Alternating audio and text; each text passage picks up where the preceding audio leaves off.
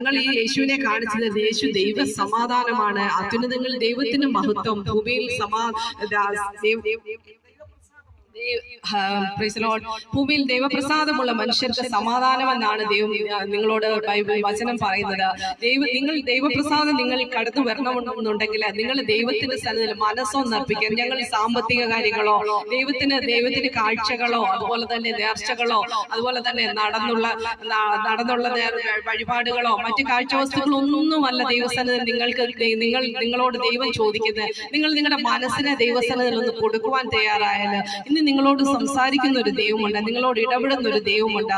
ആ ദൈവത്തിനെയാണ് ഞങ്ങൾ നിങ്ങളോട് അറിയിക്കുന്നത്. പ്രിയ സഹോദര സഹോദരി കുഞ്ഞുങ്ങളെ, നിങ്ങൾ ഈ ദിവസങ്ങളിൽ ഈ ദൈവത്തെ ഒന്ന് കണ്ടുമുട്ടുവാൻ മനസ്സൊന്ന് കൊടുക്കുവാൻ തയ്യാറായാൽ ജീവിതത്തെ രൂപാന്തരപ്പെടുത്തുന്ന, ജീവിതത്തിൽ അത്ഭുതങ്ങൾ ചെയ്യുന്ന ഒരു ദൈവത്തെ ഞങ്ങൾ നിങ്ങളോട് പരിചയപ്പെടുത്തുന്നു.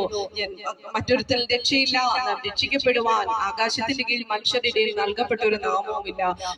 മനുഷ്യന്റെ ആയുസ് പുല്ലുപോലെ ആകുന്നു എന്ന് ദൈവത്തിന്റെ വചനം പറയുന്നു. ഏറിയാൽ 80 സംവത്സരം.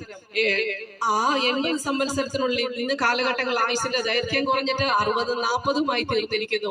ഈ സമയത്തിനുള്ളിൽ നമ്മളുടെ ജീവിതത്തിൽ എപ്പോൾ മരണം കടന്നു വരുമെന്ന് നമ്മൾ അറിയുന്നില്ല. ഇത് നീ മരിച്ചാൽ നിന്റെ നിത്യത എവിടെ നീ ചെലവഴിക്കും എപ്പോഴെങ്കിലും ചിന്തിച്ചിട്ടുണ്ടോ? നിന്റെ നിത്യത എവിടെ ആയിരിക്കും? നമ്മുടെ ഈ കാലഘട്ടങ്ങൾ